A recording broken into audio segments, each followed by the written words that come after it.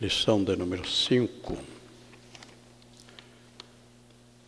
A teologia prática, humildade, sujeição e responsabilidade.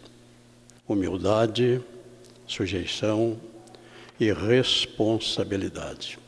Vamos começar a nossa lição lendo 2 versículos. Mateus capítulo 11 e versículo 29. Mateus capítulo 11, versículo 29.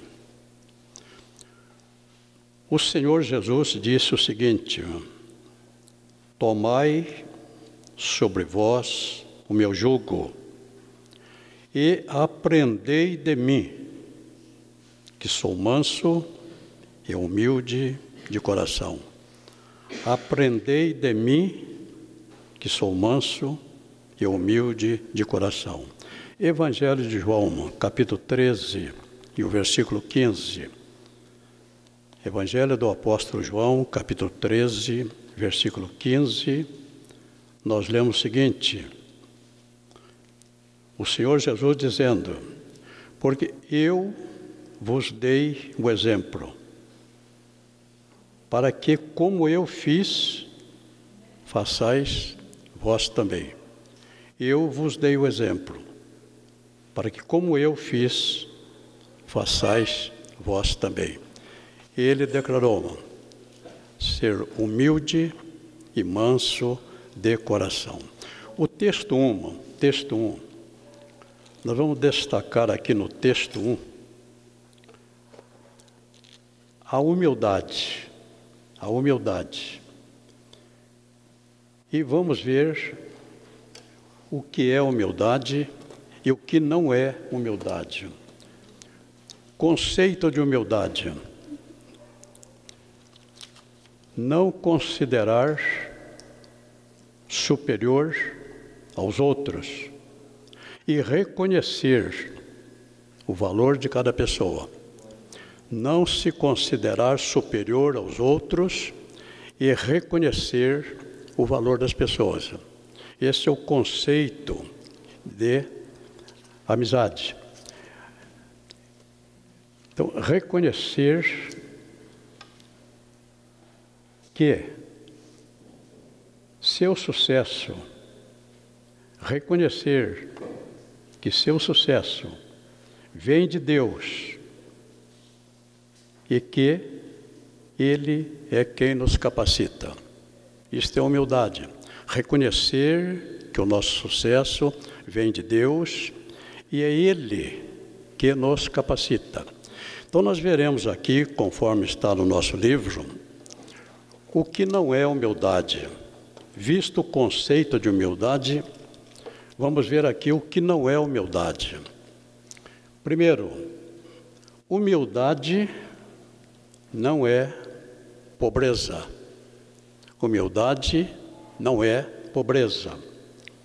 Normalmente, quando alguém quer se referir a um irmão pobre, costuma-se dizer: é um irmão muito humildezinho. É um irmão muito humildezinho. Estão confundindo pobreza com humildade. Porém, nem todo pobre é humilde. Nem todo pobre é humilde. Há pobres soberbos. Há pobres revoltados pelo fato de serem pobres. Não se conformam. Têm inveja dos ricos e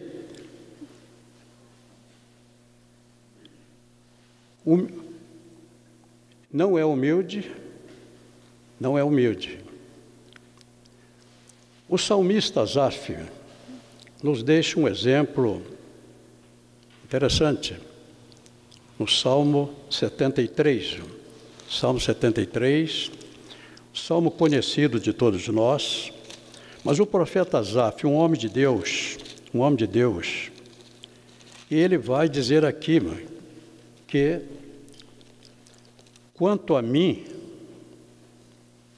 Salmo 73, verso 2, quanto a mim, os meus pés quase que se desviaram. Pouco me faltou para que escorregasse os meus passos, porque eu tinha inveja dos soberbos, ao ver a prosperidade dos ímpios. Porque eu tinha inveja dos soberbos, ao ver a prosperidade dos ímpios. Então, Asaf aqui está se considerando inferior, está considerando uma pessoa sem valor.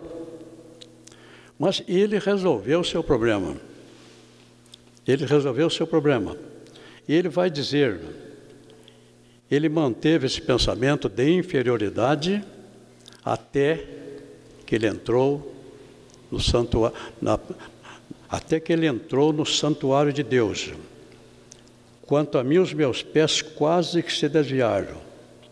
Mas ele vai dizer, até que entrei no santuário de Deus. Então ele viu a diferença entre o justo e o injusto, entre o que serve a Deus e o que não serve. Ele viu que é possível ser rico e servir a Deus. Ele entendeu que é possível ser sábio e servir a Deus. E ele entendeu que é possível ser pobre e também servir a Deus. Isto é humildade. Então, ser pobre pode não ser bom. Ser pobre pode não ser bom. Mas ser pobre orgulhoso é pior. Ser pobre pode não ser bom, mas ser pobre orgulhoso pode ser pior. Então, pobreza não é sinônimo de humildade. Pobreza não é sinônimo de humildade. Segundo, humildade não é ignorância. Humildade não é ignorância. É possível encontrar pessoas humildes e sábios. Ele é humilde, mas ele é um profissional liberal. Ele é humilde, mas ele é um empresário. Então, humildade não significa ignorância. Costuma-se dizer, aquele irmão é muito humilde, nem ler ele sabe. Para ser orgulhoso e altivo, não precisa saber ler. Para ser orgulhoso e altivo, não precisa saber ler. E nós temos aqui na sequência, nem todo analfabeto é humilde. E nem todo letrado e sábio é altivo e orgulhoso. Nem todo analfabeto é humilde. E nem todo letrado e sábio é orgulhoso. Então, hoje, a falta da verdadeira humildade tem gerado conflito de gerações, dentro e fora da igreja, entre filhos e pais, entre jovens obreiros e velhos pastores. Hoje, por falta de humildade, tem havido conflitos. E a vida nos ensina, e nós já tivemos a oportunidade de comprovar isto, que muitas vezes o pai se esforça, se mata.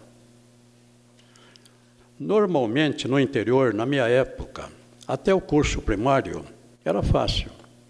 Até o curso primário era fácil. Depois do curso primário, vinha o ginásio.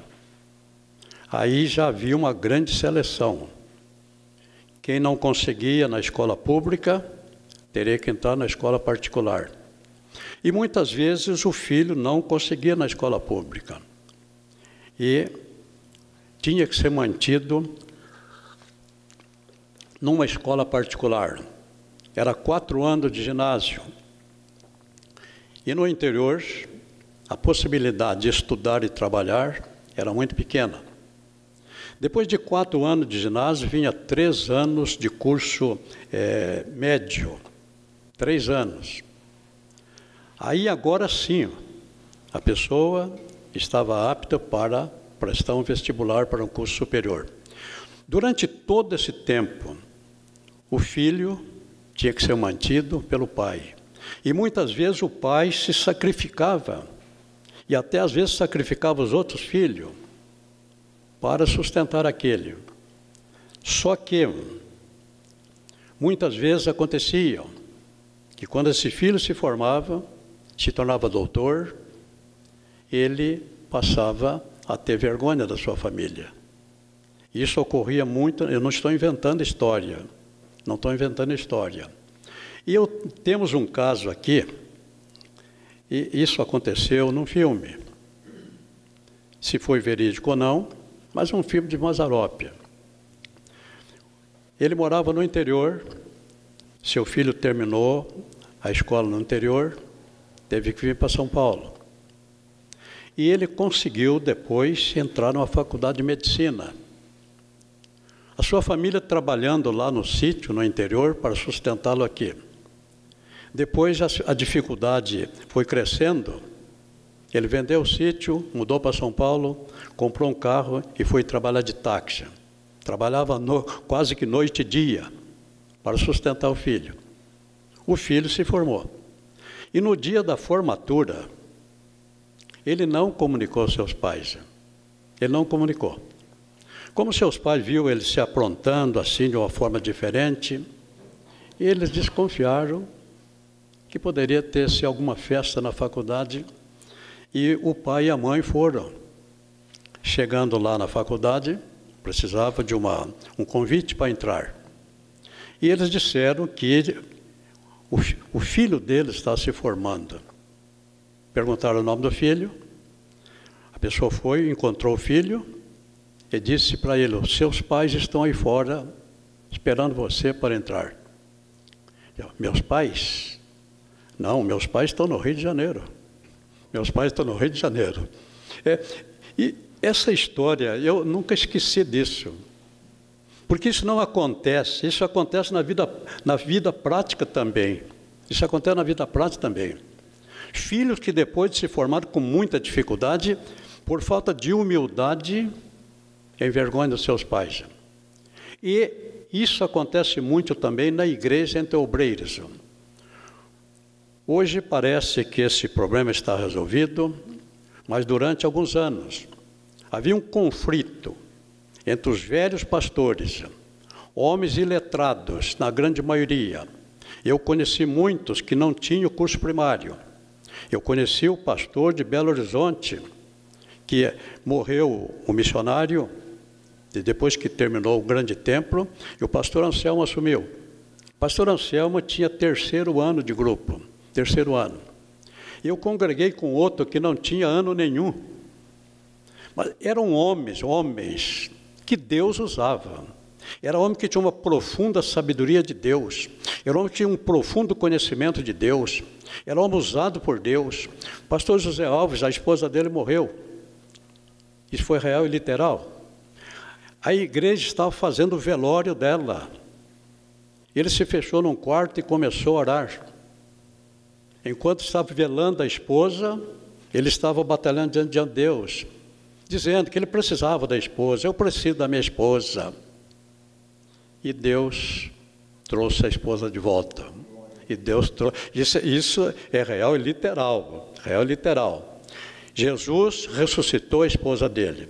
Então, esses homens trouxeram a igreja até aquele momento que ela chegou. Não tinha figurão na igreja, não tinha figurão na igreja. Quando eu cheguei na igreja em Santo André, fevereiro de 62, na igreja sede, tinha apenas 2 irmãos que tinham carro. 2 irmãos que tinham carro. O presidente, pastor Joaquim Marcelino, andava de ônibus. Então, essa igreja chegou até onde estava, não foi através dos grandes sábios, Não foi através dos pastores formados e com mestrado e doutorado em teologia. Ela chegou com homens simples usados por Deus, homens humildes em todo sentido, tanto no sentido físico como no sentido espiritual. Então, isso aqui nós temos que humildade não é ignorância. Terceiro, humildade não é timidez. Humildade não é timidez. Timidez é algo que o homem herda no seu nascimento. Quando nós nascemos, isso é um problema psicológico. Há pessoas, isso é Deus quem dá. A pessoa nasce extrovertido ou a pessoa nasce introvertido. Então, a timidez, muitas vezes, é fruto dessa intromissão. Ele é introvertido. O extrovertido, dificilmente alguém vai pensar que ele é uma pessoa humilde. Não, o extrovertido, em qualquer lugar que ele chega, de repente, ele faz amigo, de repente, ele domina. E o introvertido, não. Ele entra quietinho, está num canto. E alguém pode dizer, esse irmão é muito humilde. Não. Ele é introvertido. Pode ser que, no fundo, ele seja até um revoltado. Então, humildade não é timidez. Erroneamente, costuma-se dizer que uma pessoa tímida é muito humilde. Isto não é verdade. Timidez e fraqueza, humildade é força. Timidez é fraqueza, humildade é força. Então, humildade não é timidez. Uma coisa é ser medroso. O medroso também não é humilde. Ele pode ser exaltado. Uma coisa é ser medroso, outra é ser humilde. O humilde, não se esconde, não foge. O humilde não se esconde. O tímido está sempre procurando um lugar para se esconder, uma maneira para se retrair. Ao tímido, falta autoconfiança. O humilde conhece sua grandeza e tem consciência de sua força. Humildade não é sinônimo de timidez. Quarto, humildade não é acomodação. Acomodação é falta de ideal. Acomodação é falta de ideal. Quando se encontra, muitas vezes, um jovem na idade de trabalhar, precisa trabalhar, e muitas vezes ele é acomodado. E as pessoas dizem, ele é muito humilde. Não, ele é um acomodado. Isso, podendo trabalhar, tendo condições para trabalhar, e não querendo trabalhar, isso não é humildade. Isso é uma pessoa acomodado. Então, muitas vezes a palavra humildade é confundida. Alguém diz, ele é muito humilde. Nós, porém, diríamos, ele é acomodado. Uma pessoa sem ideal. Talvez um doente. Tudo isso aqui você tem no seu livro. Um homem de Deus precisa ser humilde. Um homem de Deus precisa ser humilde. Mas a humildade não anula o idealismo. A humildade não anula o idealismo.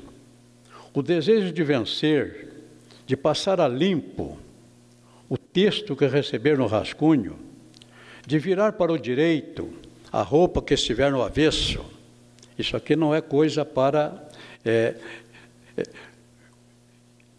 Quem não batalha por isto, não pode ser chamado de humilde. Então, há muito erro.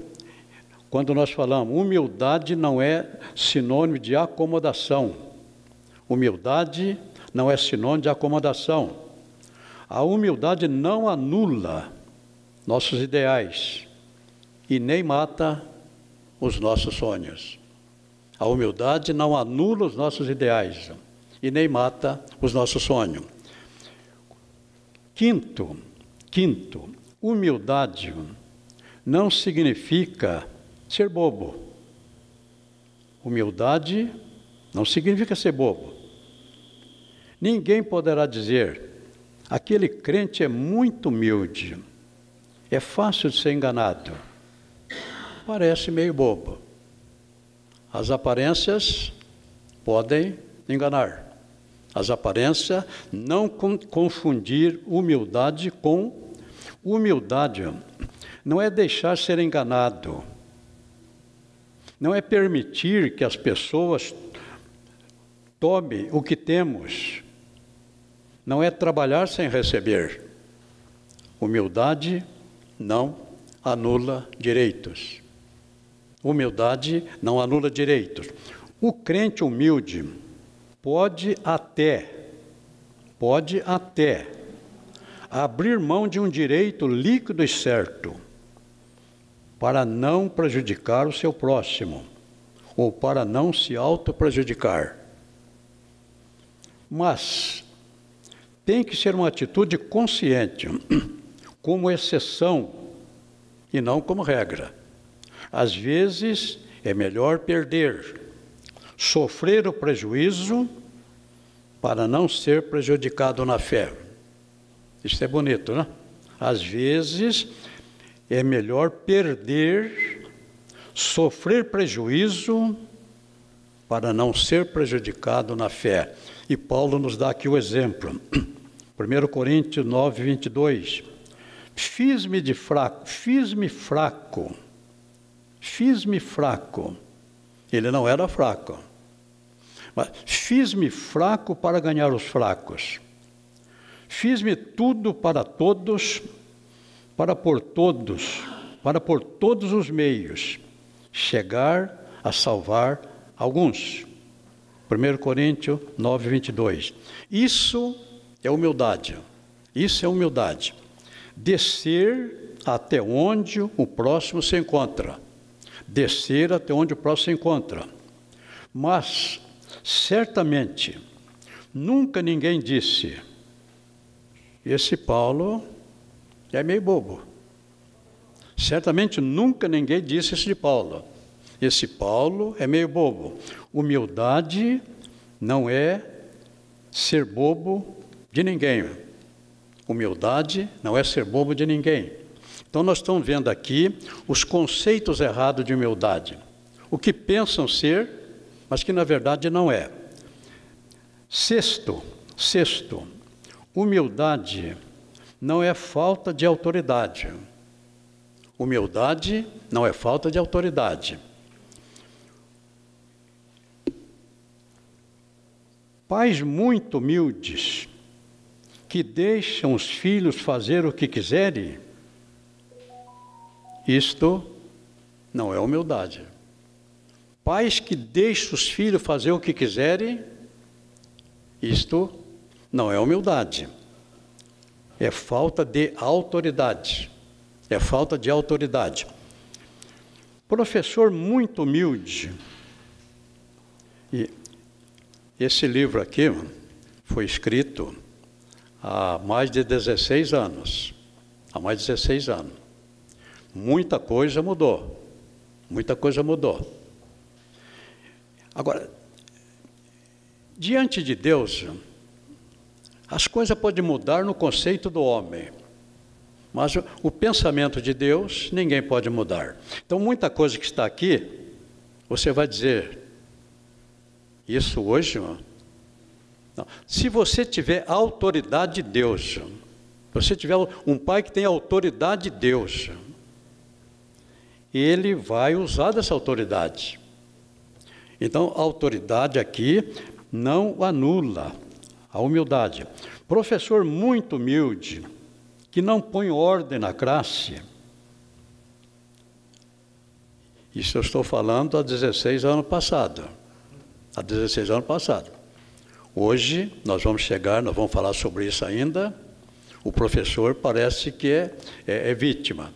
É vítima. O professor, ao que parece, foi tirado do professor toda a autoridade. E quem manda na classe, ao que parece, não é mais o professor. Mas nós estamos aqui dentro do conceito bíblico. Dentro do conceito bíblico. E a palavra de Deus não muda.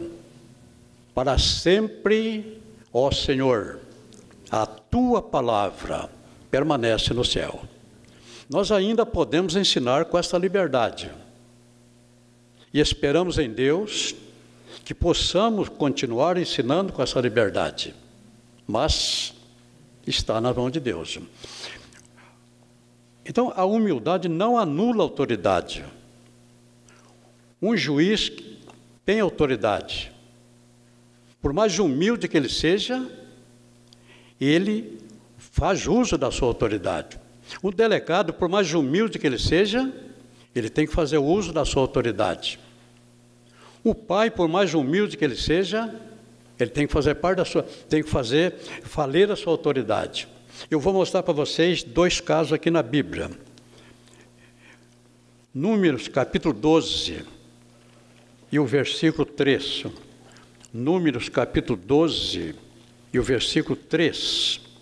Nós lemos o seguinte: era o varão Moisés, muito manso, mais do que todos os homens que havia sobre a terra. Era o varão Moisés, muito manso, mais do que todos os homens que havia na terra. Agora, Êxodo capítulo 32. Esse homem mais manso, o mais manso que havia na terra. Ele era uma autoridade. E, quando foi necessário fazer valer a sua autoridade, ele fez valer a autoridade. Aqui está a história. Ele subiu ao monte, ficou 50 dias no monte. E 50 dias depois, quando ele voltou, quando ele estava retornando, alguma coisa diferente estava acontecendo no arraial. O povo estava adorando o bezerro de ouro. O povo estava adorando o bezerro de ouro. Como Moisés era um homem muito manso, o pensamento seria o de que ele ia respeitar o que o povo estava. Não, o povo está adorando o bezerro, está tudo bem, está tudo bem. Não. Adorar o bezerro de ouro, irmão, era uma afronta a Deus e a sua palavra. E Moisés era um homem de Deus. Então, o homem de Deus, quando precisa agir, por mais humilde que ele seja, ele vai fazer cumprir a palavra de Deus. Então, veja aqui o que fez Moisés. Capítulo 32, versículo 28. Versículo anterior. E disse-lhes, versículo 26. Pôs-se em pé Moisés na porta do arraial e disse: quem é do Senhor? Venha a mim. Quem é do Senhor? Venha a mim. Então se ajuntaram a ele todos os filhos de Levi, todos os levitas. E ele disse-lhes: assim diz o Senhor, o Deus de Israel, cada um põe a sua espada sobre a sua coxa, e passai e tornai pelo arraial, de porta em porta, e mate,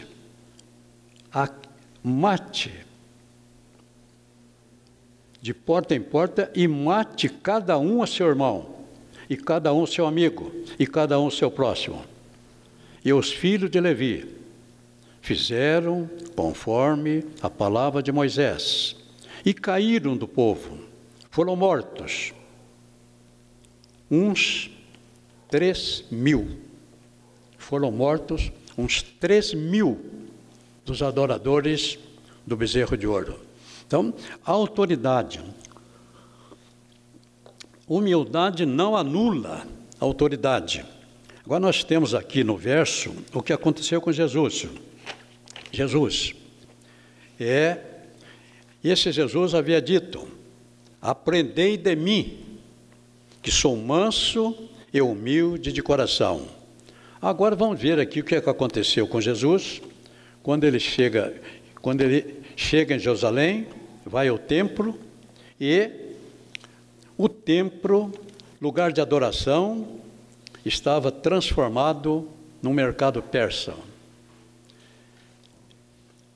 E estava próximo à Páscoa dos judeus, e Jesus subiu a Jerusalém, e achou no templo os que vendiam bois, e ovelhas, e pombos, e os cambiadores, aqueles que ficavam ali para fazer a troca de dinheiro. As pessoas vinham de todas as partes com dinheiro diferente, os cambiadores estavam ali para fazer o câmbio. E tendo feito, Jesus viu tudo aquilo. Agora, como ele disse: aprendei de mim que sou manso e humilde de coração, era de se pensar que ele ia sorrateiramente deixar o templo, ele não ia compactuar com aquilo, mas ele ia deixar o templo. Não, ele não fez isso não. E tendo feito uma zorrague de corda, um chicote, lançou todos para fora do templo, também os bois e ovelhas, e espalhou o dinheiro dos cambiadores, e derribou as mesas. Esse é o Jesus que disse: aprendei de mim, que sou manso e humilde de coração. Humildade não anula a autoridade. Humildade não anula a autoridade. Sétimo e último item. Humildade, irmão, não é aparência exterior. Humildade não é aparência exterior. Humildade não é ter cara, nem jeito de coitado. Humildade não é ter cara e nem jeito de coitado. Não é pela aparência exterior que identificamos uma pessoa humilde.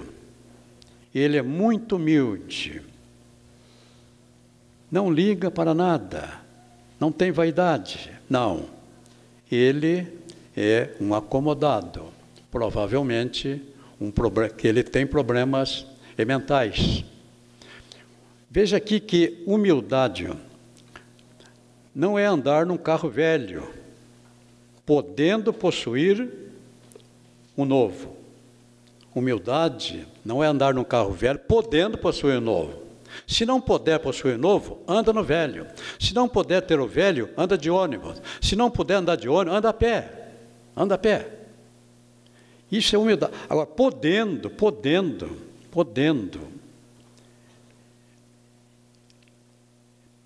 Podendo vestir bem. Humildade não é desleixo, não é falta de higiene, não é mau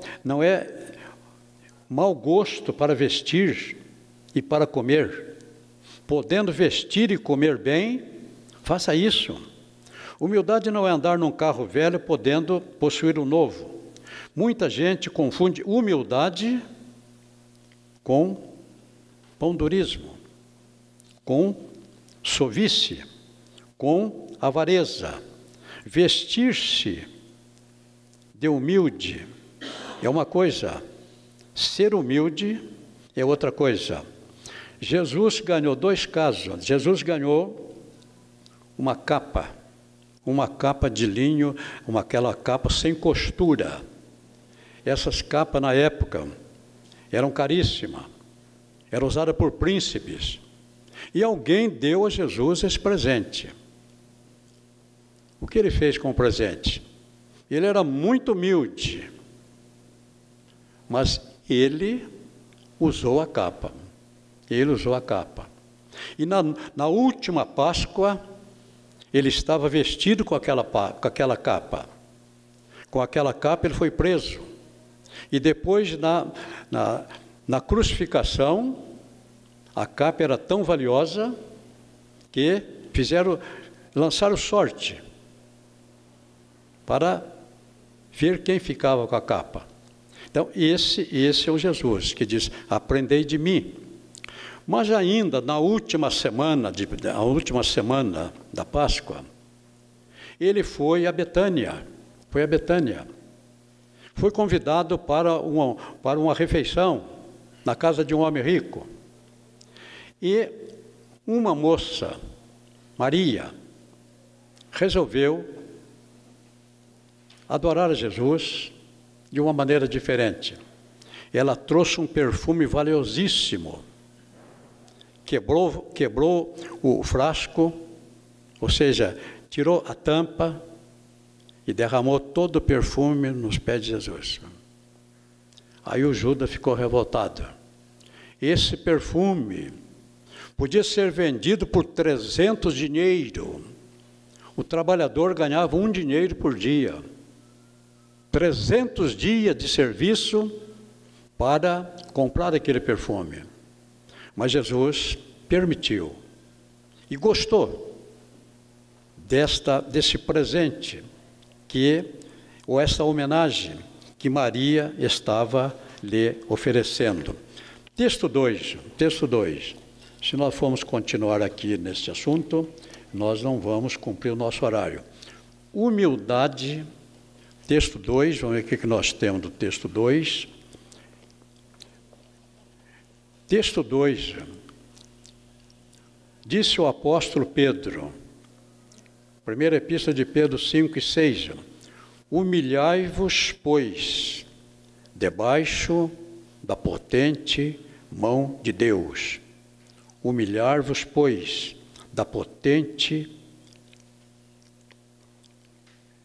debaixo da potente mão de Deus. Nós vamos considerar aqui 3 coisas, 4. Primeiro, homens que perderam a bênção. Homens que perderam a bênção. Alguns perderam também a vida, a salvação. Alguns também perderam a vida e a salvação por falta de humildade.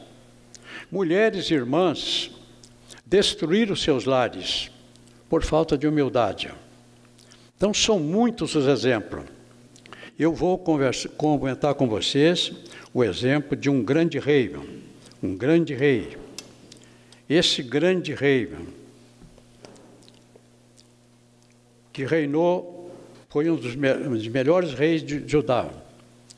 Ele reinou entre os anos 792 e 740. Ele foi um dos melhores reis. Ele aparece 2 vezes em 2 livros. Segundo Reis, capítulo 25. Segundo Reis, capítulo 25, ele aparece, segundo Reis, capítulo 15,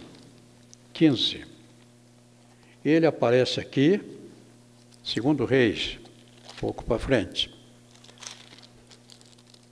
Segundo Reis, capítulo 15, Azarias, rei de Judá. Esse mesmo Azarias, nós vamos encontrar em 2 Crônicas, capítulo 26. É o mesmo. 2 Crônicas, capítulo 26. Aqui, ele é chamado de Uzias. Ele é chamado aqui de Uzias. Esse rei foi um dos maiores reis, um dos que mais se destacou. Fez um grande reinado. Mas esse rei perdeu a humildade. E esse rei resolveu fazer alguma coisa que não podia fazer. Faltou humildade. Ao que parece, ele queria mostrar. Ele recebeu unção para ser rei. 3 tipos de pessoas podiam receber a unção. O rei recebeu uma unção para ser rei. O profeta recebeu uma unção para ser profeta. E o sacerdote recebeu unção para ser sacerdote. Uzias foi ungido rei. Ungido rei. Mas no final, depois que se tornou muito famoso, esse é um perigo que corre aqueles que não têm humildade. Muitas vezes a fama sobe a cabeça. Muitas vezes a glória sobe a cabeça. E ele quase perdeu a vida. Ele perdeu o trono. 15 anos depois ele vai morrer. Mas aqui ele perdeu o trono. Ele entendeu de fazer um trabalho do sacerdócio. E foi ao templo para queimar incenso. Queimar incenso era a atribuição daquele que recebeu a unção para ser sacerdote. Mas ele entendeu que podia tudo. E esqueceu da humildade. E entendeu que ele podia. E quando ele estava no templo, você conhece a história, avisaram o sumo sacerdote. Nós temos aqui a história, Uzias, está aqui no capítulo 26, e avisaram o sumo sacerdote Azarias, que o rei estava no templo, e ia queimar incenso. Agora, o sacerdote tinha que exercer a sua autoridade. O sacerdote tinha que exercer. E ele, quando o sacerdote disse que ele ia ao templo, 80 sacerdotes se colocaram ao lado dele. A união ministerial. Nós não estamos dando instrução no estudo para obreiro, mas a união ministerial. O sacerdote diz, eu vou lá. 80 sacerdotes colocar ao seu lado, nós vamos pôr. E chega lá e ele diz ao rei, a você não é permitido. Não está escrito, mas o rei pode ter dito. E quem é que vai me impedir? Faltou humildade. Ninguém colocou a mão nele. O próprio Deus colocou. De repente, a lepra, ele se tornou leproso. Ele se perdeu, agora ele vai viver isolado numa casa. A lepra era contagiosa. Ele viveu sozinho numa casa durante 15 anos. Um preço que ele pagou por perder a humildade. Nós temos aqui o segundo caso. Esse aqui perdeu o trono. Homens que quase perderam a bênção por falta de humildade.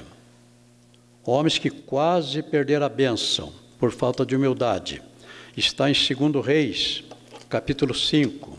A história desse homem está em 2 Reis, capítulo 5, que eu não vou contar para você a história, porque certamente você conhece a história. 2 Reis, capítulo 5, Naamã, um general de exército. Mas ele não era um general de um exércitozinho, não. Ele era um general do país que dominava a terra naquele momento. Era general do rei da Síria. Mas tinha um pequeno problema. Era leproso. Então, não vou contar a história para você. Somente mostrar que ele soube que lá em Israel havia um profeta, e esse profeta podia curá-lo. Aqui diz que ele pegou uma carta do rei, ele levou muito dinheiro, ele queria comprar a bênção, e levou uma carta do seu rei para o rei de Israel. Ele falou, não tem como me atender. Leva uma carta do rei mais poderoso daquele momento para o rei de Israel. O rei de Israel, quando recebeu a carta, acho que tremeu na base. Como é que eu vou fazer, meu Deus do céu? Mas encaminhou para o profeta Eliseu. E chegando na casa do profeta Eliseu, Eliseu nem saiu para recebê-lo. Mandou um recado para ele. Diga a ele para mergulhar 7 vezes no Rio Jordão. Diga a ele para mergulhar 7 vezes no Rio Jordão. Ele levou muitos presentes, muito dinheiro. Ele queria comprar a bênção.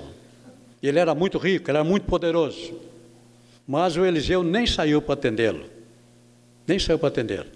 Agora ele ficou revoltado. Ficou bravo. Na minha terra tem rios melhores.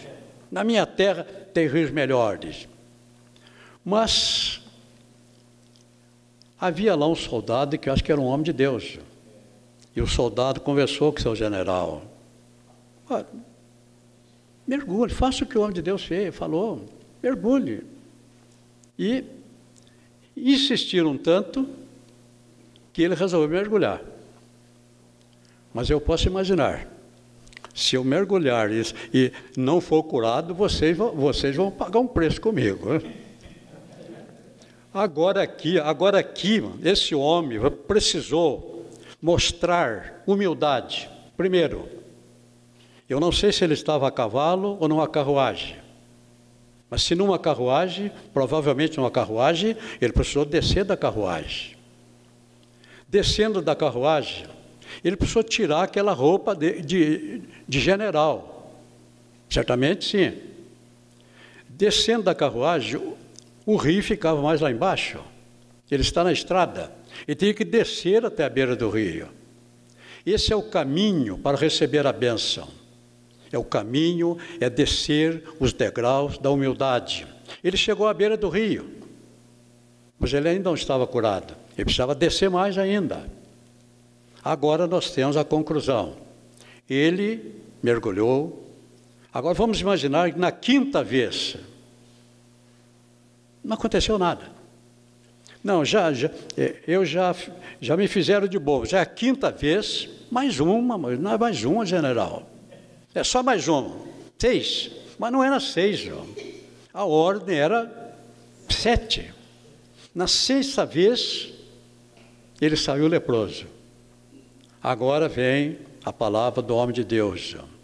A palavra do homem de Deus. Você é um homem de Deus, João? Você vela pela sua palavra? A sua palavra, Deus honra a sua palavra. Aqui é Deus que honra a palavra do profeta. É Deus que honra. Na 7ª vez, quando ele saiu, estava totalmente purificado. Mas ele quase perdeu a bênção, ele quase perdeu a bênção. Agora aqui nós temos o terceiro exemplo. Homens que só alcançaram a bênção por causa da humildade. E nós estamos tomando aqui o exemplo de uma mulher. Esta mulher cananeia. Jesus saiu de Israel. Ele foi à terra dos cananeus. Ele saiu de Israel. Certamente, a Bíblia não diz o que ele foi fazer lá. Mas ao que parece, ele foi lá só para realizar esse milagre. Ao que parece. Certamente o Espírito Santo o comunicou. Ele era apenas um homem. Mas o Espírito Santo estava com ele. Até 30 anos, Jesus não podia conhecer pensamento de ninguém. Até 30 anos, Jesus não fez milagre nenhum. Com 30 anos, no dia do batismo, o Espírito Santo desceu sobre ele. Agora, ele poderia fazer muitos milagres, pelo poder do Espírito Santo que estava com ele. Agora, chegando lá, não diz que ele tenha feito outra coisa. De repente, essa mulher veio seguindo, está aqui em Mateus capítulo 15, a mulher começou a gritar, pedir,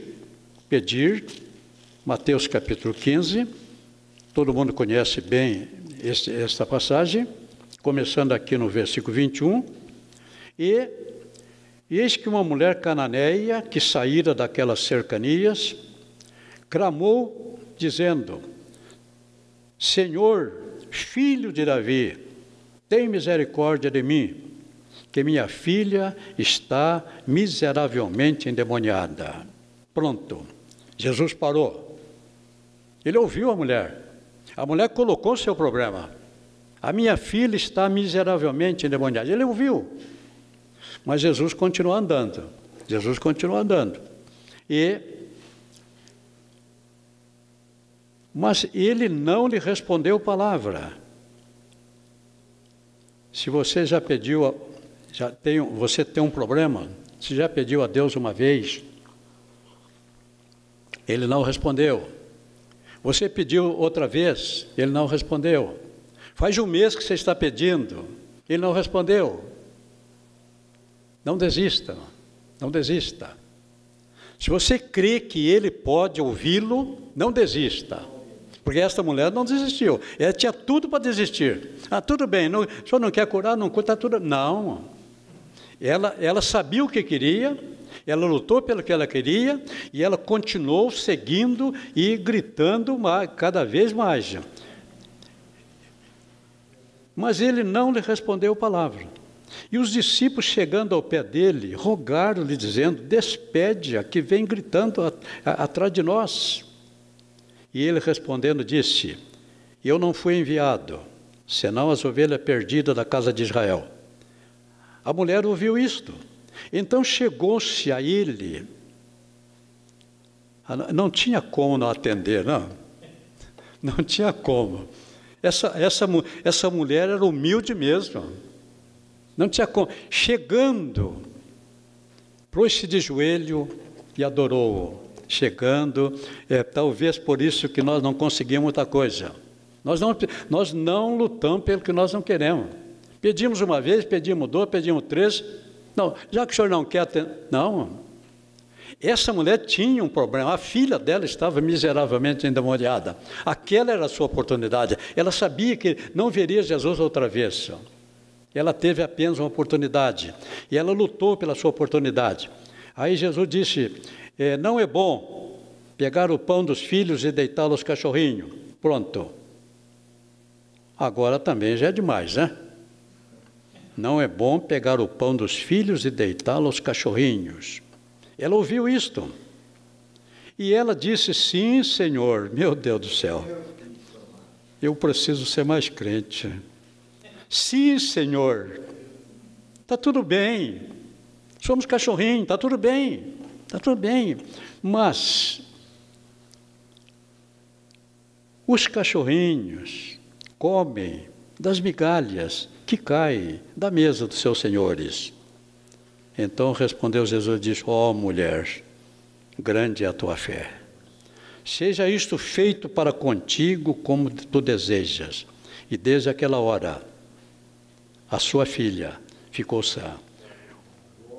Pessoas que quase perderam a bênção, mas foram persistentes. Agora aqui nós temos o quarto caso. A falta de humildade pode arruinar a vida de uma pessoa. A falta de humildade pode arruinar a vida de uma pessoa. E a falta de humildade, onde há falta de humildade, há soberba. E o apóstolo Tiago vai dizer aqui o que Deus pensa da soberba. Tiago 4:6, ele vai dizer aqui: Deus resiste aos soberbos. Deus resiste aos soberbos, mas dá graça aos humildes. Deus resiste ao soberbo, dá, porém, graça aos humildes. Esse homem aqui, Nabucodonosor, a sua história está registrada em Daniel, capítulo 4, verso 25. Esse homem se engrandeceu muito. E depois, então, não vou contar aqui a história para você, está no capítulo 4 de Daniel, parte está descrita aqui no seu livro, mas por falta de humildade, Daniel capítulo 4, ele se engrandeceu tanto, que num determinado momento entrou, contemplando Babilônia, ele começou a pensar na sua grandeza. Resumindo, Daniel desvendou o seu sonho, e pelo seu sonho, ele iria comer capim com os animais. É uma história aqui longa. Demorou. Daniel disse que ele iria comer capim com os animais. Mas a palavra se cumpriu. Esse homem teve que se humilhar, e foi comer capim com os animais. Ele quase perdeu a bênção, porque ele não queria ir, não. Ele quase perdeu a bênção, mas ele acabou cedendo e alcançou a sua bênção. Agora vamos aqui para o texto 3. Texto 3, nós temos aqui sujeição, humildade e sujeição. O que é sujeição?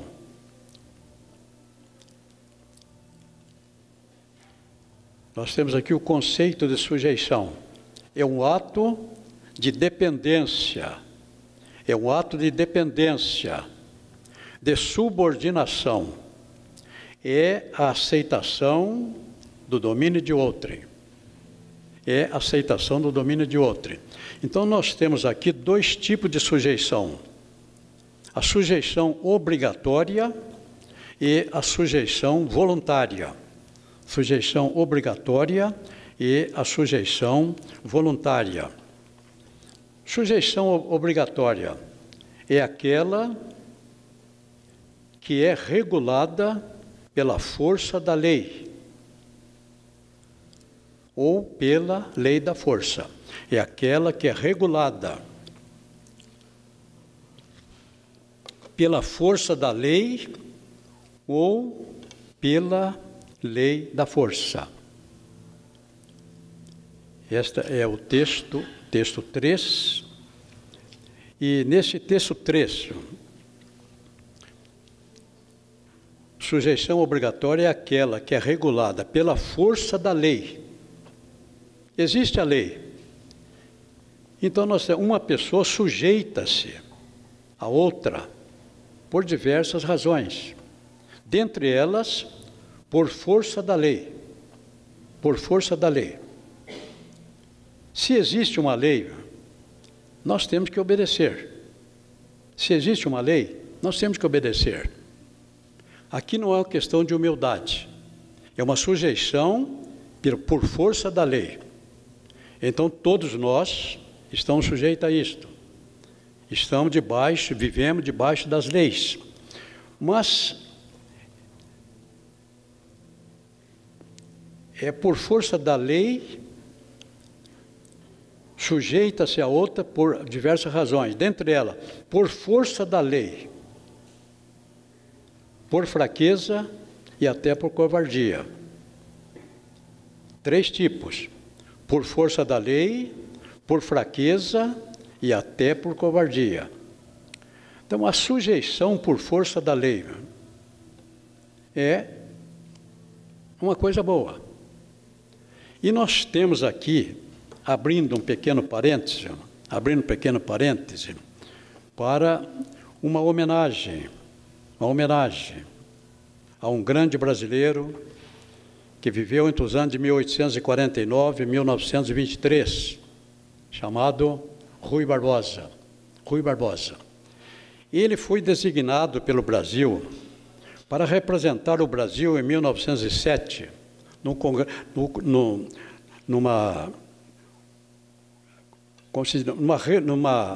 Assembleia das Nações, em Haia, na Holanda. Ele foi representar o Brasil. E nessa conferência de paz, ele defendeu uma tese. Ele defendeu a tese da força do direito contra o direito da força. A força do direito contra o direito da força. Então, se existe lei, nós temos que submeter a ela. É a força do direito. Temos que submeter a ela. É desagradável quando a pessoa tem que submeter à força pelo direito da força. Aí, esse homem está sendo escravizado. Então, sujeição voluntária é isso. Sujeição obrigatória. Agora nós temos aqui a sujeição voluntária. Aqui não vigora a força da lei e nem a lei da força. Trata-se de uma sujeição espontânea e voluntária. Êxodo capítulo 21, nós temos um caso para explicar para vocês. Êxodo capítulo 21, em Israel havia senhores e havia escravo. Um judeu podia ser escravo de outro judeu. E ao que parece, tem muita gente que não sabe disso. Tem muita gente que ensina que no Antigo Testamento todos eram ricos. Todos eram ricos. Todos podiam ter o privilégio de Salomão. Pede o que quer que eu te dê. Não. Em Israel havia escravos. Em Israel havia escravo, como em todos os povos. E a cor da pele nunca foi motivo de escravidão. A cor da pele nunca foi motivo de escravidão. Havia, no mundo antigo, povos que tinham exércitos, usavam esse exército com um objetivo só: atacar povos mais fracos.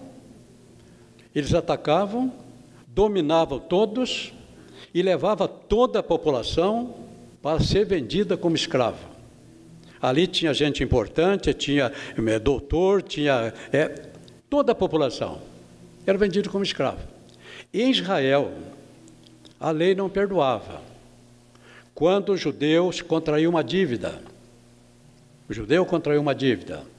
dever não é pecado, dever não é feio. Feio é dever não pagar. Em Israel não tinha essa história, não. Pela lei de Moisés, o judeu se endividava, pegou um empréstimo. No vencimento da primeira parcela, o credor estava na sua casa. Ele foi receber o que é dele. Mas o dono, o devedor, dizia: eu não tenho dinheiro. Não tenho. O credor levava todos os bens dele, todos os bens. Mas não deu para pagar a dívida. Na segunda parcela, quando o credor retornava, levava os filhos. Os bens já foram, agora os filhos. E era nessa fase do processo que estava aquela viúva que procurou o profeta Eliseu. Ela disse: o meu marido era profeta, morreu deixando dívida. Eliseu pergunta: o que você tem em sua casa? Eu não tenho nada. A primeira parcela, todos os bens tinham sido levados. Agora levaria os filhos. Essa mulher conseguiu a bênção através do profeta Eliseu. Mas isso não acontecia sempre. Levava os filhos, não deu para pagar. Na terceira parcela, levava a mulher. E na quarta parcela, levava o homem. Agora acabou. Os filhos são escravos, a mulher é escrava, o homem é escravo, acabou. Então, em Israel havia escravidão. E, muitas vezes, alguns escravos recebiam a alforria. O Senhor o liberava. Esse escravo serviu muito bem, foi fiel, e o dono esse escravo com uma certa idade avançada, o dono dava a ele a liberdade. Mas nós temos aqui um caso, e era assim que funcionava. Quando o escravo não queria ir embora, ele queria ficar. Ele está livre, mas eu quero ficar.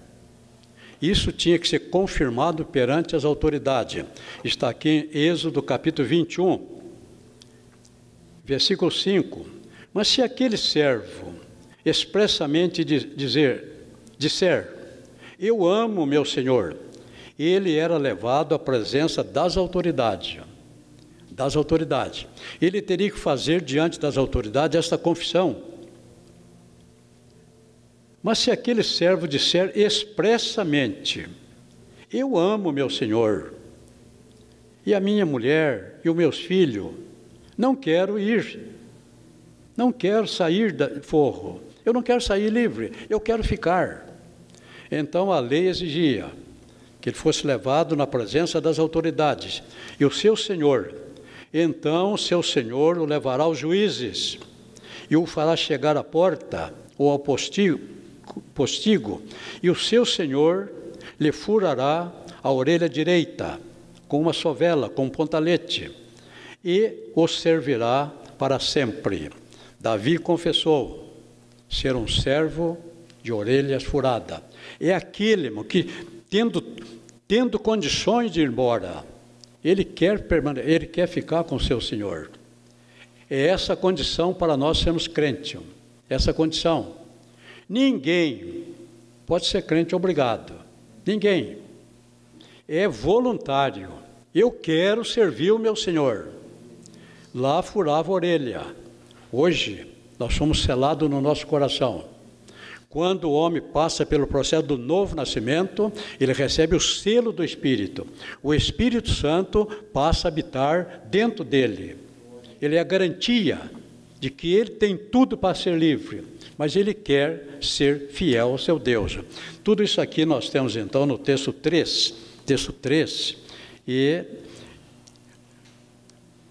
o texto 4, eu já estou passando aqui do horário, mas o texto 4 eu preciso comentar um pouquinho com você. A responsabilidade do homem e da mulher. A responsabilidade do homem e da mulher. O que nós vamos ter aqui no texto 4?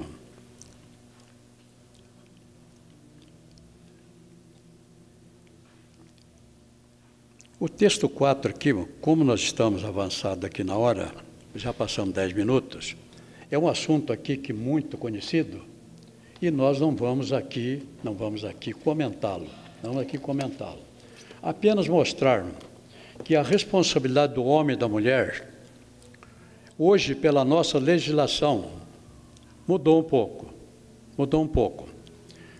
Pelo Código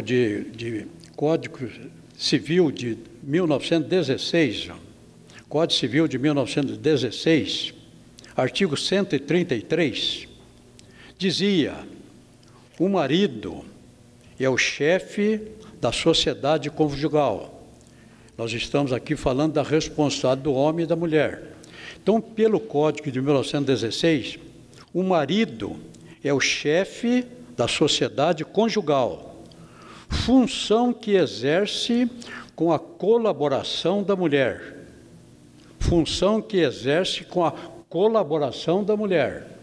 A mulher poderia ajudar, mas o chefe da família era o pai, era o homem.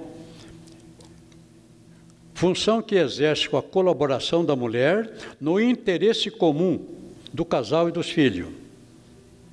A Constituição de 1988. A Constituição não, o Código Civil. Aqui é a Constituição Federal, 1988. Eu gostaria de ter aqui o tempo para abrir um parêntese, para mostrar o que fizeram com o Brasil. Essa Constituição de 1988 teve uma característica, ela foi moldada no princípio do domínio esquerda. Nós podemos pensar que essa Constituição de 1916 estava de acordo com o modelo que hoje, na política, nós chamamos de direita. Agora, em 1988, a nossa Constituição foi moldada inteiramente de acordo com o modelo dos países comunistas. E quem presidiu isto aqui foi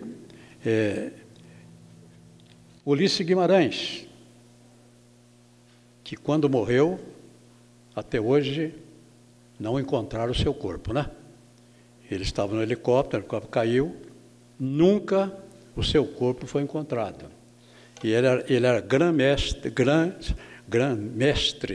da maçonaria, nada contra.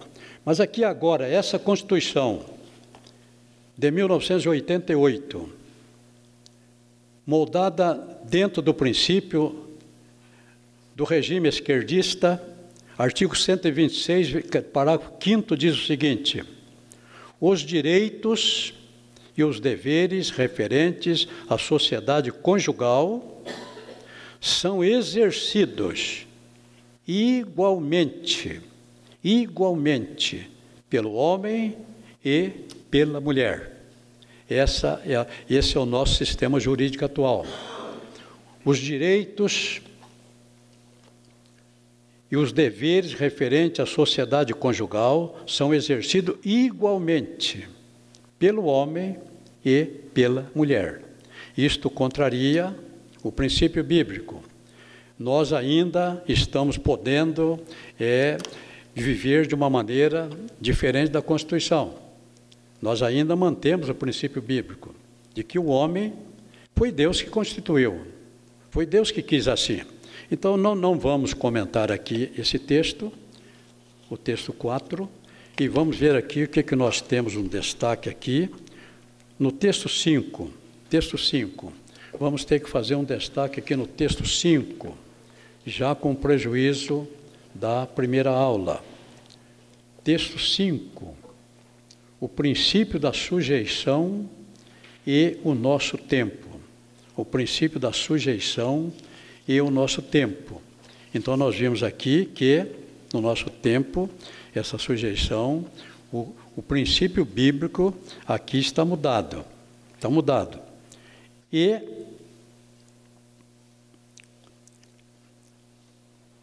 eu não vou entrar aqui, senão nós vamos entrar aqui numa área política, e isso aqui não vai mudar a nossa história. Não vai mudar a nossa história. Mas nos 14 anos que o PT governou o Brasil, Lula, 8 anos, Dilma governaria 8, mas ela foi cassada 2 anos depois. Então foram 8 anos do presidente Lula e 6 anos de Dilma Rousseff. 14 anos o Brasil esteve sob o governo PT, que é sabidamente de tendência esquerdista. E eu não diria apenas de esquerdista, não. É da extrema esquerda. Não vamos aqui entrar na história. Se as coisas continuarem, o povo escolher um presidente e, se ele tomar posse em janeiro, certamente que alguma coisa vai dificultar para a igreja. Alguma coisa vai dificultar. Eles não escondem o objetivo, não escondem. Essa vantagem, eles não esconderam o projeto deles. Esse projeto começou com o Fórum de São Paulo. Todo mundo sabe. Esse Fórum de São Paulo foi convocado, na época, por um líder sindical famoso, depois se tornou presidente. Ele convocou todos os países da América Latina. Fidel Castro estava lá. Fidel Castro assinou o manifesto. Então, por esse manifesto, sabendo que a União das Repúblicas Socialistas Soviéticas, a Rússia e mais 15 repúblicas, e essas 15 repúblicas, a maioria eram mantidas pela Rússia, que era um país muito poderoso e muito rico, precisa de um líder. Então, eles lançaram esse projeto de recriar na América Latina a União das Repúblicas Socialistas Latino-Americanas. Todo mundo conhece essa história. Começou no Fórum de São Paulo. E o governo petista, cumprindo o seu papel, tinha que ajudar os países mais pobres. Mandou dinheiro para muitos países, todo mundo sabe, para Cuba, para Bolívia, deu uma refinaria para Bolívia. Isso fazia parte do projeto. O Brasil teria que subsidiar os países. Depois, houve uma interrupção. E nesses últimos 4 anos, o Brasil não mandou dinheiro para nenhum país. E por essa razão parece que sobrou um pouquinho de dinheiro por aqui. Agora, retornando ao poder, o projeto é esse. Na América Latina, ainda, existem 4 países que têm um governo de direita. Apenas 4. O Brasil, Uruguai, Paraguai e Equador. Todos os demais países estão seguindo esse modelo, estão sendo governados pelo sistema da esquerda. Como agora aconteceu uma virada, tudo leva. Eles não esconderam o jogo, não esconderam. O projeto é esse. Todo mundo conhece o projeto. O Brasil vai assumir a responsabilidade de ajudar esses países. Vai ter que mandar ajuda. Faz parte do projeto deles. E quando se começa a mandar ajuda, pode ser que falte um pouquinho aqui. Mas o povo fez a escolha. A democracia vence a maioria. Então, vamos encerrar aqui esse assunto e até... Agora nós podemos falar disso, antes de dizer que a gente está falando de... Agora não é uma hipótese, agora é a realidade. O Brasil escolheu o seu governo. Esse governo não escondeu o seu projeto.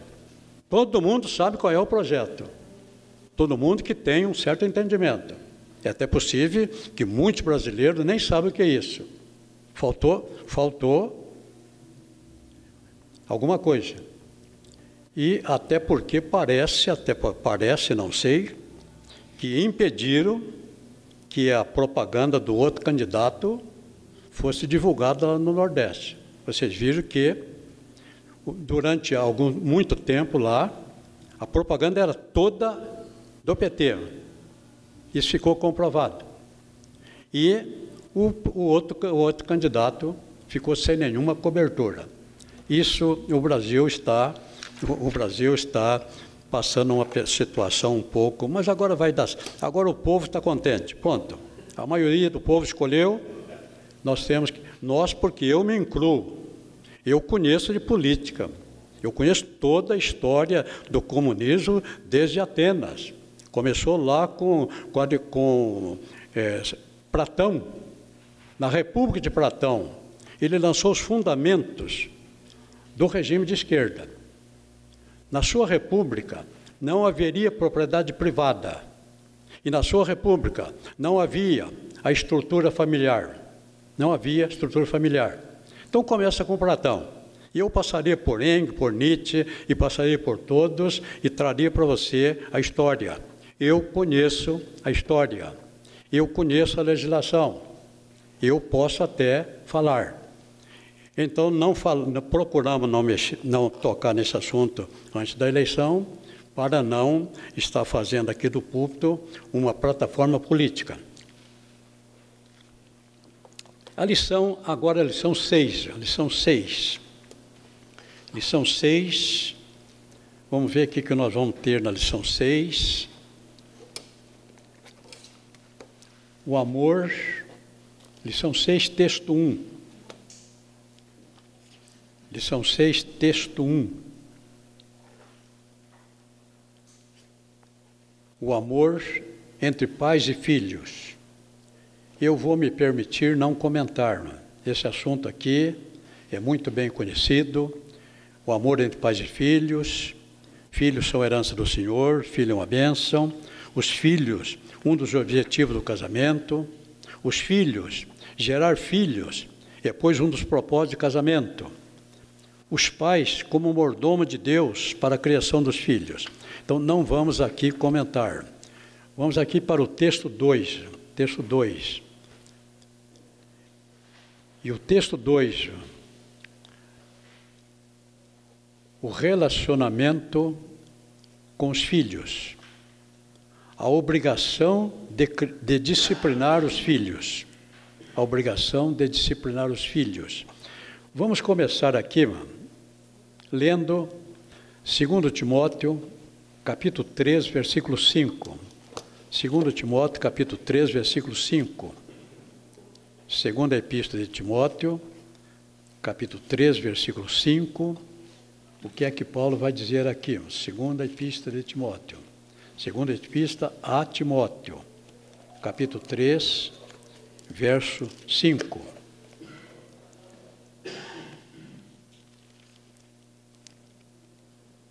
Ele diz que, vamos ver o verso 2, porque haverá homens amantes de si mesmo, avarentos, presunçosos, soberbos, blasfemos, desobedientes a pais e mães, ingratos, profanos, sem afeto natural, irreconciliáveis, caluniadores, incontinentes, cruéis, sem amor para com os bons. Isso aqui está mostrando o momento que nós estamos vivendo. Como estaria a sociedade neste período? Ainda, vamos ler 1ª Epístola de João, 5:19. 1ª Epístola do apóstolo João, 5:19. 1ª Epístola de João, 5:19, ele vai dizer aqui o seguinte: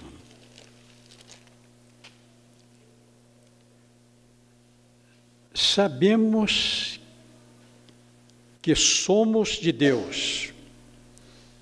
Você sabia disso? O apóstolo João está escrevendo para a igreja. Sabemos que somos de Deus e que todo mundo está no maligno. Sabemos que somos de Deus e que todo mundo está no maligno. Essa é a situação que nós vivemos então hoje. O que fizeram com a família? O que fizeram com a família?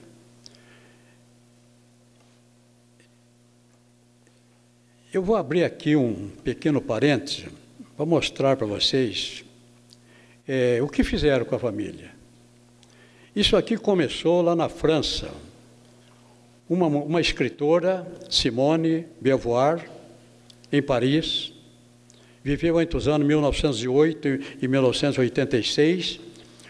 Num de seus livros sobre sexo, ela colocou o seguinte: ninguém nasce homem ou mulher.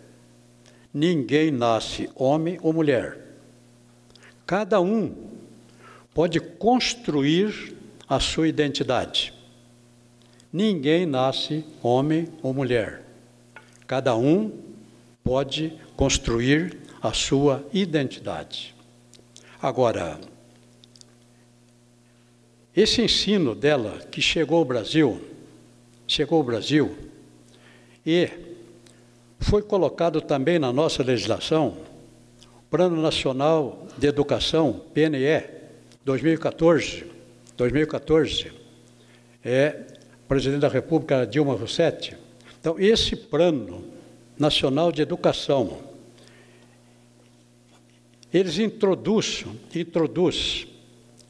esse princípio de Simone de Beauvoir. A palavra gênero é sinônimo de sexo.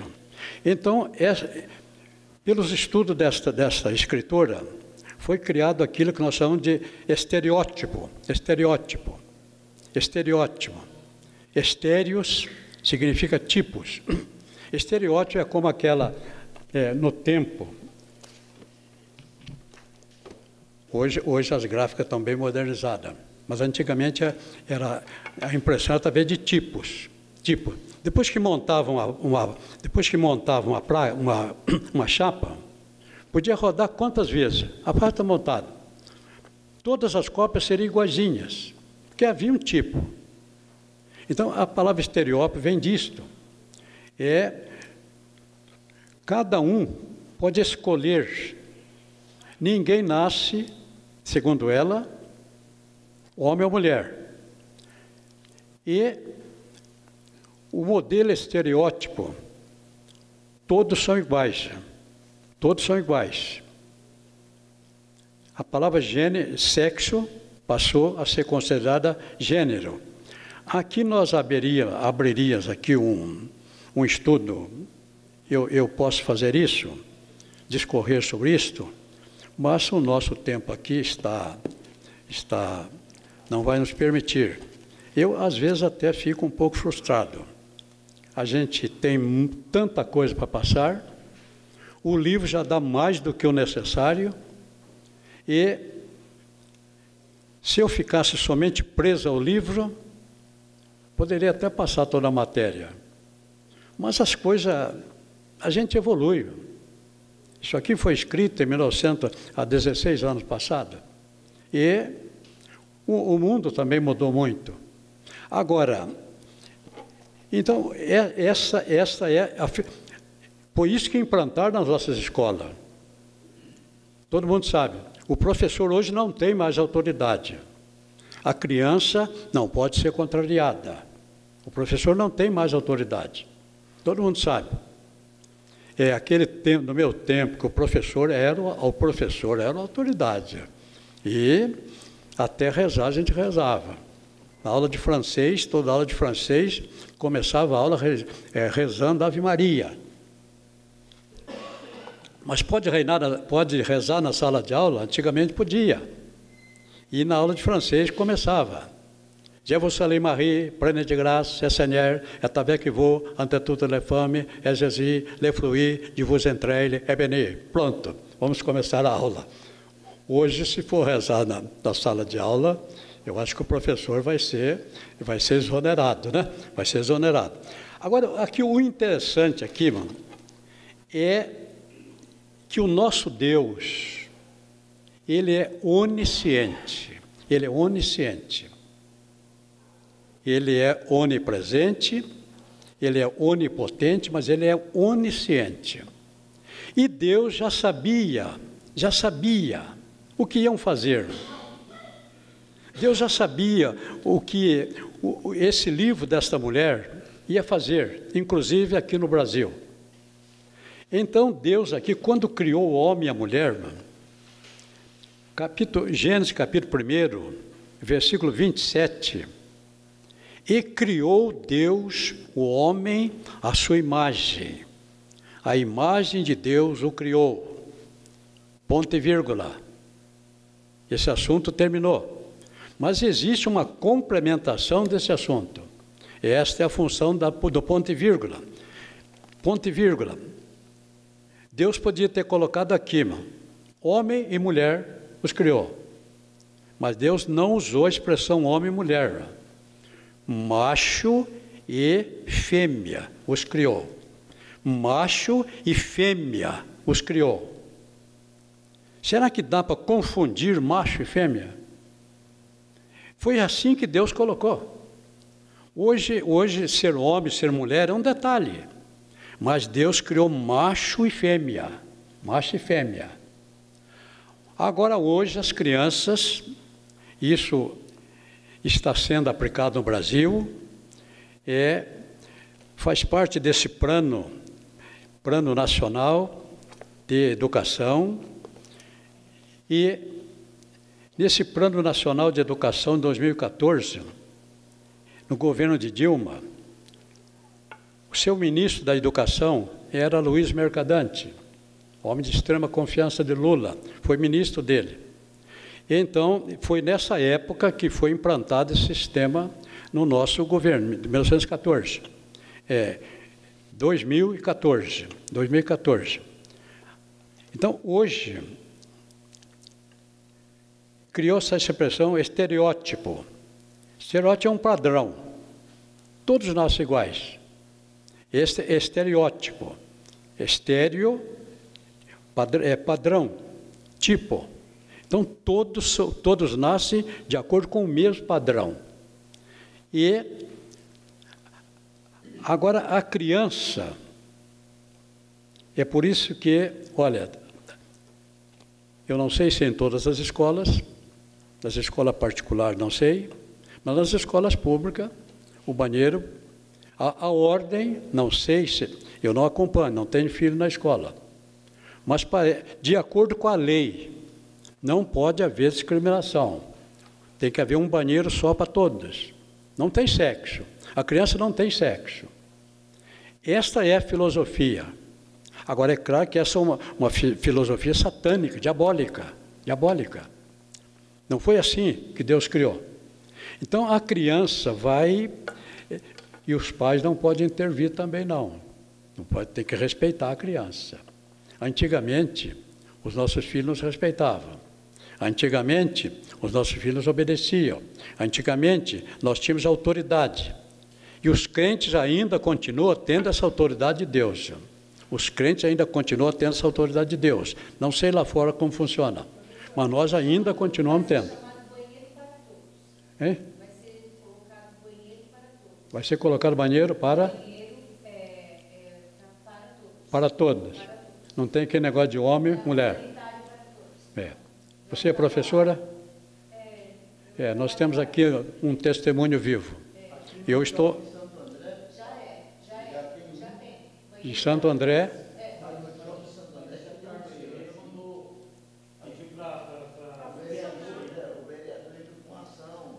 Então, aqui em Santo André já está implantado. Aqui no Santo André, na Avenida Industrial, já tem banheiro para todos. Se você chega lá, tem homem, tem mulher, tem criança. É como nós estamos gravando essa aula e muita gente não está ouvindo o que vocês estão falando. Mas eu vou dizer aqui que nós estamos aqui, pessoas aqui, professoras, confirmando, eu estou falando teoria. Agora que nós estamos tendo a confirmação de que realmente o projeto está sendo colocado em prática. E que aqui em Santo André já é assim. Pois não, eu sou professor da Rede Pública de São Paulo. Lá não está ainda. Em São Paulo ainda não é... Ainda não está implantado em todas as escolas. Mas, se nada mudar, no ano que vem, todas as escolas do Brasil terão que obedecer. Aqui, esse projeto é para o Brasil todo. Esse projeto é para o Brasil todo. Agora, essa criança, quando ela vai definir, ela vai definir. Biologicamente, ela é menina, mas ela vai dizer, eu quero ser homem. Eu quero ser homem. O menino, biologicamente, é homem, mas ele quer ser mulher. Eu quero ser mulher. E vai ter que respeitar a vontade das crianças. E os pais não vão poder intervir. Deu para entender? O que está acontecendo no Brasil? Essa aula termina a que hora aqui? 9 horas. Então, vamos ainda andar aqui um pouquinho, ver aqui. Então, tudo isso aqui são coisas que nós estamos vivendo, Eu, graças a Deus, não. Em dezembro, eu vou ter um neto. Pronto. Coitadinho, né? Vai nascer num momento tão difícil da história, né? Mas nós estamos contentes por isso. É o meu primeiro neto, vai nascer em dezembro, e se nada mudar, e o pior é que o pai dele é militar, mas todos, militares e civis, todos vão ter que se curvar diante do poder. E, como dizia, um poder mais alto se levanta. Um poder mais alto se levanta. Mas vamos ver aqui, então, o que nós temos no texto, na lição 6. Lição 6. O relacionamento entre filhos, texto 2, relacionamento entre filhos e pais. É um assunto também muito conhecido, que nós não vamos comentar. Texto 3. A obrigação dos pais é obrigação de sustentar os filhos. Sustentar os filhos. A Bíblia nos diz aqui, no Salmo, esse Salmo 127, parece. Vamos ver o que diz aqui. 127. Salmo 127, versículos 3 e 5. Salmo 127, versículo 3. Eis que os filhos são herança do Senhor, e o fruto do ventre o seu galardão. Os filhos são herança do Senhor, e o fruto do ventre o seu galardão. Versículo 5. Bem-aventurado o homem que enche deles a sua aljava. Aljava, lá em Minas Gerais, era uma espécie de embornal, de uma sacola. Bem-aventurado o homem que enche deles a sua aljava. Não serão confundidos quando falarem com seus inimigos à porta. Ter muitos filhos significava muita mão de obra. Israel era um país agropastoril. Israel só tinha duas fontes de riqueza: agropastoril. Na pecuária, Israel criava gado grande, gado pequeno, na linguagem bíblica, que nós sabemos que são bois, vacas, carneiros, cordeiros, gado pequeno. Então, muito desses filhos trabalhavam na pecuária. Agora, na agricultura, Israel vivia da agricultura, não havia fábricas, tudo era produzido pela terra. E no plantio de tudo, precisava de muita mão de obra. Então, quando se diz aqui, bem-aventurado o homem, que não serão envergonhados quando falar com seus inimigos à porta. Aquela época não tinha cercas, a terra não tinha dono, eles iam tocando o rebanho. Jacó fazia isto com seus filhos, ia tocando o rebanho. Agora, vamos imaginar, Jacó chegou num determinado lugar, corre a notícia que chegou mais um pastor, mais um dono de rebanho, e vamos pensar, isso aqui é um pensamento, para justificar, bem-aventurado o homem que enche dele a sua aljava, não será confundido quando falar com seu inimigo à porta. Vamos imaginar que alguém bate na porta da casa de Jacó, 3, 4, 2 pastores, batem na casa de Jacó. Mas eles estão mal intencionados. E Jacó é mais um concorrente. Aí bateu na casa de Jacó, Jacó saiu, de repente começou a sair, ele tinha 12 filhos, 12 marmanjos. Daí a pouco, 12 homens na retaguarda do seu pai. E eu posso imaginar eles mudando de pensamento. Senhor Jacó, só passamos aqui para conhecê-lo. Se precisar de alguma coisa, conta conosco. Agora, se o Jacó não tivesse os 12 filhos, o Jacó ia ser posto para correr. Então, essa expressão, bem-aventurado o homem, que enche deles a sua aljava, não serão confundidos quando falarem com seus inimigos na porta. Agora, ao outro lado, Israel vivia da agricultura. Israel vivia da agricultura, pecuária e agricultura. E na agricultura não havia máquinas como hoje, não havia arado como hoje. A maioria dos pequenos produtores precisava de mão de obra, mão de obra. Então, quanto mais filho tinha a família, mais fartura, mais fartura. E eu não ensino teoria. Eu vivi isto em Minas Gerais. Cidade pequena, não tinha serviço. E havia as grandes fazendas. E havia grande plantação de café.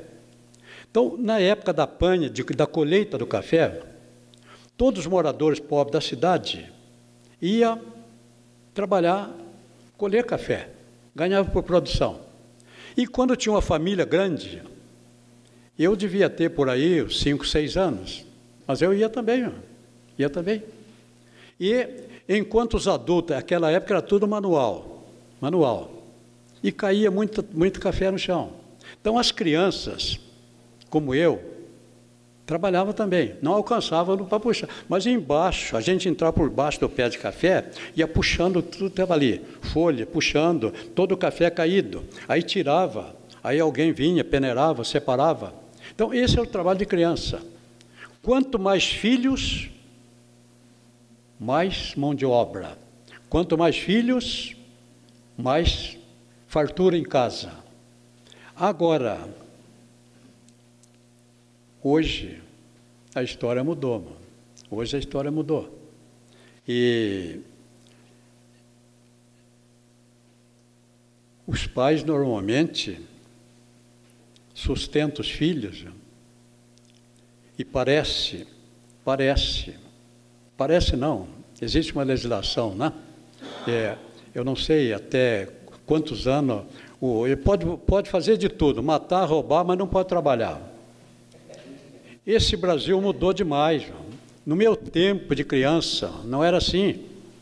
Eu trabalhava, eu ia com a família. Depois a minha mãe mudou de uma cidade para outra. E não levou, eu estava no 3º ano de grupo, 9 anos. Ela não levou a minha transferência. E eu não pude matricular nessa nova cidade. Eu ia ficar 6 meses sem aula. 9 anos. Essa cidade tinha uma única fábrica, chamava de estamparia. Essa fábrica trabalhava na feitura de latinhas, lata de manteiga, lata de banha, tudo que isso. E com 13 anos, não, nessa época eu estava com menos. 3º ano, 9 anos. Arrumei um emprego na fábrica. E o meu trabalho, tinha uma prensa, as latinhas iam uma esteira, vinha passando, e eu com a tampinha, colocando a tampinha. Esse trabalho criança pode fazer. Agora chegou na prensa. Quando chegava na prensa, o prensista prensava. Então, o meu trabalho ali, o dia inteiro, por tampinha, também. Pronto. 9 anos. Terminou o ano, eu tive que entrar na escola. A minha família, durante esse tempo, era mantida só com o meu dinheiro. Só com o meu dinheiro. Isso era o único que estava trabalhando. E agora, quando começou a aula, eles permitiram que eu trabalhasse à tarde. Ia para a escola de manhã, 11h30, meio-dia, não sei, ia correndo para casa e depois na fábrica. E às vezes, quando estava terminando o expediente, o encarregado passava, dizendo: serão, minha gente, hora extra, até 21 horas, com 13 anos. Eu estava lá. Aquela época, as crianças podiam trabalhar. Aquela época, as crianças não roubavam. Aquela época, as crianças trabalhavam. E eu passei por isto. E naquela época havia ordem. Os pais tinham autoridade. E eu tenho algumas lembranças da minha infância. E minha mãe, muito pobre, e ela tinha um compadre. Naquela época o compadre era parente. O compadre fazendeiro, quando ele ia à cidade, sempre passava em casa. E, num belo dia, o compadre está lá em casa, na sala, conversando. Eu devia ter aí uns 6 anos, não sei, acho que nem isso. Mas a criança já tem malícia. Eu sabia que a minha mãe não tinha um dinheirinho para me dar. Mas eu sabia que o fazendeiro tinha. Cheguei lá, minha mãe, me dá um dinheirinho para comprar um doce. Ela não falou nada. Mas imediatamente eu sabia. O fazendeiro me pegou a moeda, eu saí feliz, fui lá no boteco, não sei aonde, comprei doce, comprei bala, tudo bem. Aí quando eu voltei, o compadre já tinha ido embora. Eu vou te dar uma lição para você nunca mais fazer isso. Me deu uma surra de vara que eu nunca esqueci. Mas eu nunca mais fiz isso. A criança aprendia. A criança virava gente. O pai tinha autoridade para isso. E a gente virava gente. Agora, se castigar a criança, ele vai crescer revoltado. E eu não cresci não, não cresci não. Se bater, a criança vai ficar traumática, não vai. Uma vez já no ginásio, já bem grandinho, né? Quando ia passar lá na minha terra o filme do Tarzan, mobilizava a cidade.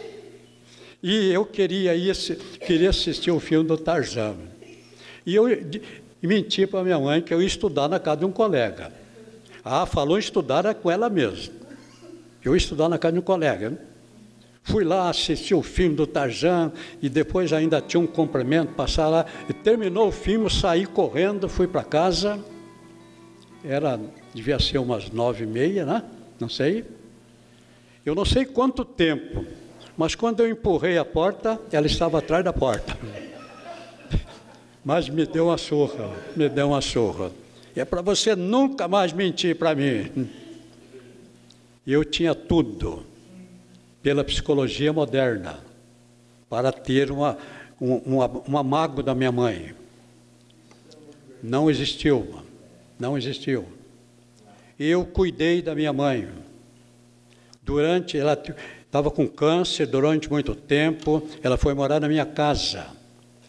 Eu não tinha plano de saúde, mas nunca coloquei a minha mãe numa enfermaria, sempre num quarto particular e em bons hospitais. Gastei muito dinheiro. Numa das operações, o médico disse: se eu operar mais uma vez, ela poderá viver mais uns 2 anos. Se não operar, ela vai morrer. Pronto. Era o momento da vingança, né? Bom, se não operar, se operar, ela vai morrer, vai viver mais 2 anos. Eu ia lembrar daquelas surras, né? Eu disse: não, doutor, se há uma esperança, vamos operá-la. Operou. E ela morreu na minha casa. E eu não tinha ninguém não havia morrido ninguém ainda. Fui lá no cemitério de Vila Pires, havia um terreno, eu comprei o terreno, fiz um túmulo, enterrei a minha mãe num túmulo. Não ficou nenhuma mágoa. Essa psicologia moderna não está correta. Eu não guardei nenhuma mágoa da minha mãe. Tinha tudo, mas fiz tudo o que eu pude para com ela. Eu posso ensinar, porque eu não ensino teoria. Estamos chegando, ainda há muita coisa aqui para falar, mas eu acredito que já ganhei o meu dia. Agradeço a Deus pela presença de todos vocês aqui, e na próxima aula estaremos com a nossa lição 7 e 8. Até a próxima aula, querendo Deus.